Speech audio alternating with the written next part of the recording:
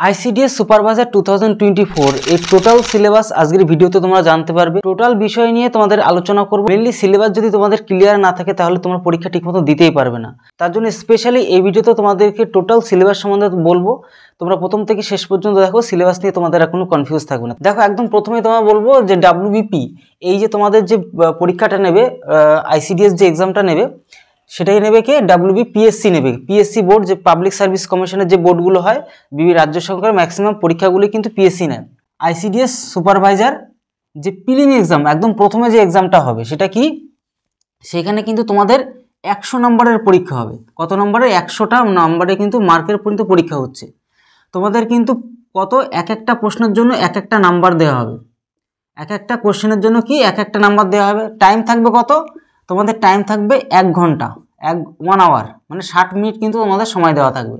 Negative থাকবে কি? 3টে ভুল করলে 1 নম্বর কাটা যাবে, মানে 3টে যদি ভুল করে ফেলো তার জন্য কিন্তু 1 নম্বর তোমাদের কী হবে? কাটা যাবে।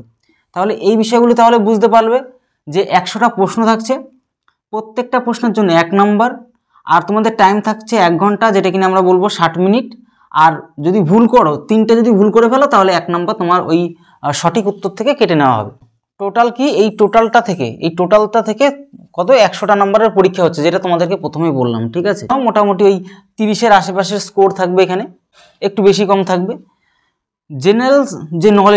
জেনারেল নলেজ থেকে তোমাদের প্রশ্ন থাকছে। তোমাদেরকে লাস্টে একটা কথা বলবো। তারপরে থাকছে অ্যারিথমেটিক, যে পাটিগণিত থেকে থাকছে, আর হচ্ছে তোমাদের টেস্ট অফ রিজনিং। তোমাদেরকে একটা বলে রাখি, তোমরা যদি মানে কোথাও যদি অঙ্ক আর রিজনিংটাকে যদি ভালো করে প্র্যাকটিস করে না থাকো, তাহলে একদম 100% তোমাদেরকে বলবো ডবল প্লাস প্র্যাকটিস যদি করতে চাও তাহলে আমার সাথে অবশ্যই যোগাযোগ করতে পারো।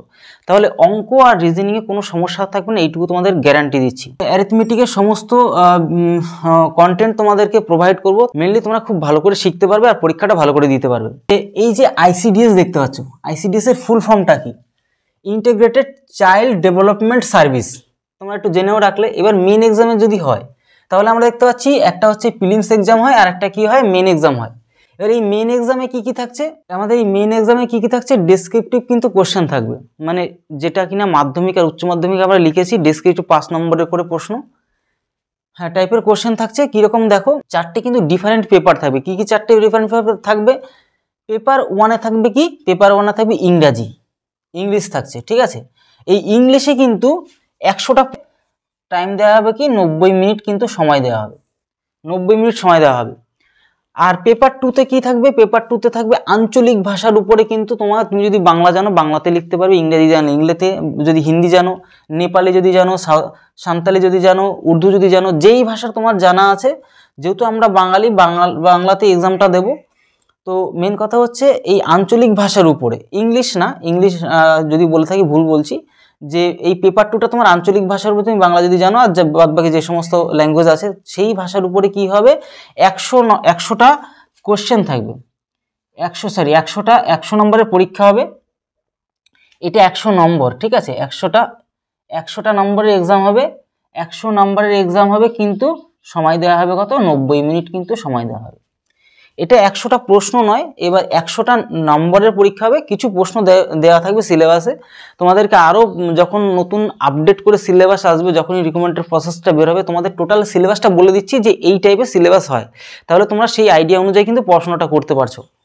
তো মেন কথা হচ্ছে কি, যে যখন নিউ একদম লেটেস্ট আপডেটটা আসবে অবশ্যই তোমাদেরকে এই চ্যানেলে সবার প্রথম নিয়ে দেওয়া হবে। তো মেন কথা হচ্ছে দেখো, যেটা কিনা আমরা বেঙ্গলি থেকে আমরা কি দেখতে পাচ্ছি, 100টা নম্বরের পরীক্ষা হবে 90 minute. Same to same general studies বা আর হচ্ছে কারেন্ট অ্যাফেয়ার্স থেকেও কিন্তু তোমাকে ওই বিস্তারিত লিখতে হবে। ডেসক্রিপটিভ কিন্তু তোমাদের কিন্তু লিখতে হবে। এখান থেকেও আমরা কি দেখতে পাচ্ছি, 100 নম্বরের কি হচ্ছে? পরীক্ষা হচ্ছে, আর হচ্ছে 90 মিনিটই সময় থাকবে। ঠিক আছে, সেম টু সেম পাবে অ্যারিথমেটিক। আমরা দেখব এই যে অ্যারিথমেটিক থেকেও আমাদের কি থাকছে? পাটিগণিত থেকেও প্রশ্ন থাকবে।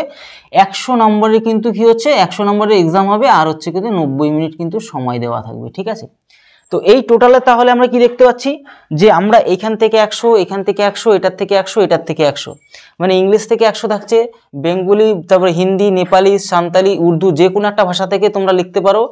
সেখান থেকে প্রশ্ন থাকবে 100 নম্বর। এখানে জেনারেল স্টাডিজ আর হচ্ছে কারেন্ট অ্যাফেয়ার্স, এই দুটো পোর্শন থেকেই কিন্তু থাকবে। ঠিক আছে, এখানে 100 নম্বর, অ্যারিথমেটিক মানে গণিতের পার্ট থেকেও কিন্তু 100 নম্বর।